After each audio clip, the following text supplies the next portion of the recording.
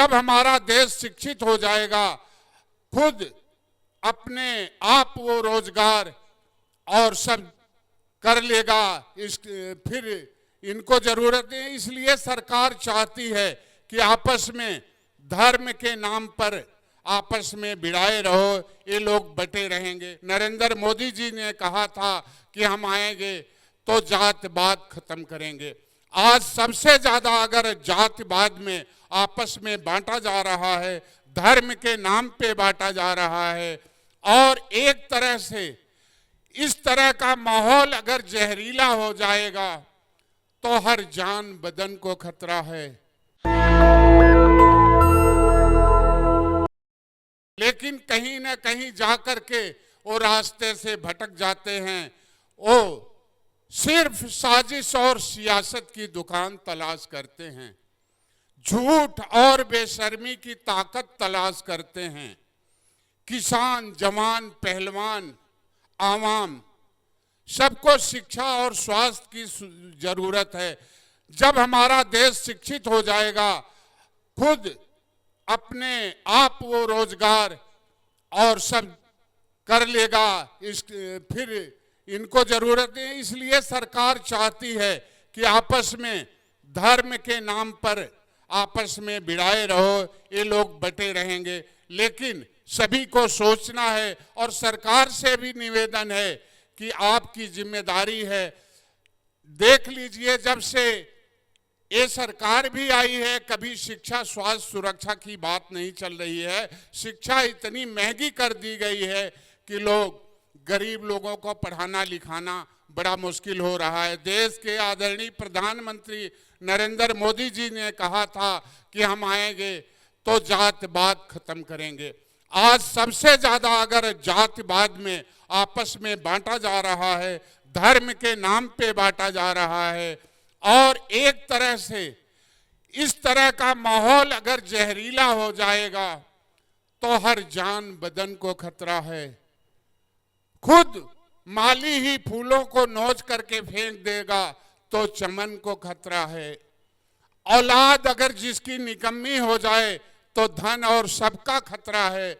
लेकिन सरकार अगर हमारी शिक्षा, स्वास्थ्य, सुरक्षा के लिए जिसको देश के बड़े लोकतंत्र में चुन करके भेजते हैं कि वो हमारी आवाज बने, कहीं न कहीं वो भी आपस में धर्म और जात को आगे कर करके आगे चल रहे हैं। इसलिए उनसे अनुरोध है कि आवाम को क्या चाहिए, शिक्षा, स्वास्थ्य, सुरक्षा।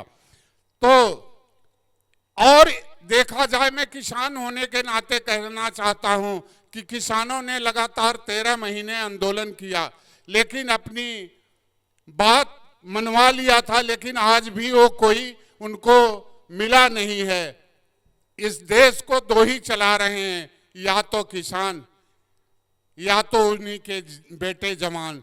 बॉर्डर पर जवान कड़ी मेहनत के साथ गर्मी, सर्दी, बरसात, धूप सह करके राष्ट्र की रक्षा करता है, तब देश की आवाम सुरक्षित और चैन से सोती है। किसान रात दिन मेहनत करता है, तब जाकर के आपके घर में अच्छी अच्छी किचन की खुशबू आती है। लेकिन देखा जाए तो आज किसान सबसे ज्यादा, इस समय रबी की फसल तैयार बोने का समय आ गया है, लेकिन खाद के लिए इस समय मारामारी हो रही है। देश को अगर महान बनना है तो किसान, जिस देश का किसान गरीब होता है वह देश बदहाल सूरत में होता है। इसलिए हमारा खास करके देश के प्रधानमंत्री जी से आह्वान है कि किसानों की जो जायज मांग है और जो उनकी सुविधा है उनको मिलना चाहिए।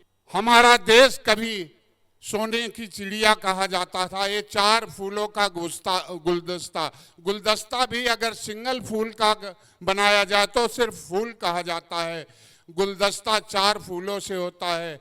उसी तरह हमारे विश्व के नक्शे में भारत की अलग पहचान थी, चार फूलों का, हिंदू, मुस्लिम, सिख, ईसाई, ये चार फूलों के गुलदस्ते से गुलदस्ता। हिंदू हैं हिंद महासागर, मुसलमान हैं महासागर, ईसाई हैं ईशा सागर, सिख हैं संयुक्त सागर, जो सबको सजोए रहते थे। लेकिन कहीं न कहीं आज देखा जाए तो सब आपस में एक तरह से दूसरी जंग लड़ रहे हैं। इसलिए मैं देश के प्रधानमंत्री से अनुरोध करूंगा कि शिक्षा, स्वास्थ्य, सुरक्षा पे ध्यान दिया जाए, क्योंकि किसान मजबूत होगा तो राष्ट्र मजबूत होगा। खेती से बड़ी कोई कंपनी नहीं, अनाज से बड़ा कोई प्रोडक्ट नहीं, और किसान से बड़ा कोई राष्ट्रभक्त नहीं होता। आज आपका राष्ट्रभक्त परेशान है, इसलिए देश में बदहाली फैली हुई है। मैं इन्हीं बातों के साथ अपनी वाणी को विराम देता हूं और अपने इन महापुरुषों को बताए हुए रास्ते पे लगातार संघर्ष करना है और चलना है, क्योंकि जिस दिन आप लोग सो जाओगे इसी तरह आपकी सारी जो सुविधा है वो छीन ली जाएगी। हमारे महापुरुष भी यही कह के गए थे कि जब हम इस दुनिया से चले जाएंगे, बाबा भीमराव अंबेडकर जी ने भी कहा था, तब यह मत समझ लेना कि हम मर गए हैं, केवल संविधान को जिंदा रखना, हम तुम्हारे बीच में हर समय बने रहेंगे। इसलिए सबकी जिम्मेदारी है कि संविधान को जिंदा रखना है और आपस में भाईचारा रखना है, क्योंकि नफरती जहर से देश नहीं। आज देख लो दूसरे देशों में, वहाँ युवा सरकार बनाती है और बड़े बुजुर्गों को रोजगार और पेंशन देती है। हमारे यहाँ कहीं न कहीं लोग आपस में भटक रहे हैं। इसलिए देश को मजबूत करना है, राष्ट्र को मजबूत करना है, राष्ट्रभक्त बनना है, तो सबको एकजुट होकर के, संगठित होकर के आवाज उठाना होगा। जब सड़कें सूनी हो जाएंगी तो सांसद भवन हमारा हो जाएगा। इस समय प्रोग्राम कराने का यही मेन मतलब होता है कि इस समय सांसद सत्र, देश का बड़ा लोकतंत्र चल रहा है, ताकि हमारी आवाज उन तक पहुंचे और इस पर वो लोग विचार करें कि आप लोग जो आपस में एक दूसरे के ऊपर छींटाकशी करके बात कर रहे हो, यह काम इसके लिए नहीं आपको देश के लोकतंत्र में भेजा गया है।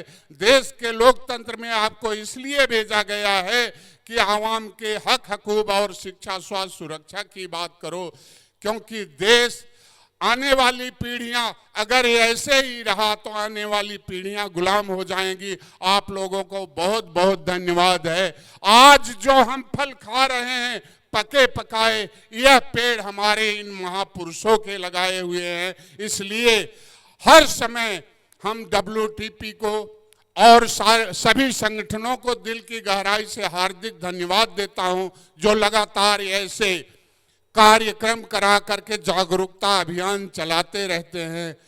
और खास करके पटेल जी को, जो रात दिन लगातार संघर्ष करते हैं, इन्होंने समाज सेवा में अपना जीवन लगा दिया है। हमारे राष्ट्रीय अध्यक्ष विजेंद्र यादव जी आए हैं, जो लगातार पूरे भारतवर्ष में संघर्ष करते रहते हैं और समाज के हक अधिकार की लड़ाई लड़ते रहते हैं। इन्हीं के साथ जय भारत, जय संविधान, जय फूले, जय पेरियार, बाबा साहब अमर रहें, हमारे ये सभी महापुरुष अमर रहें। भारत माता की, भारत माता की।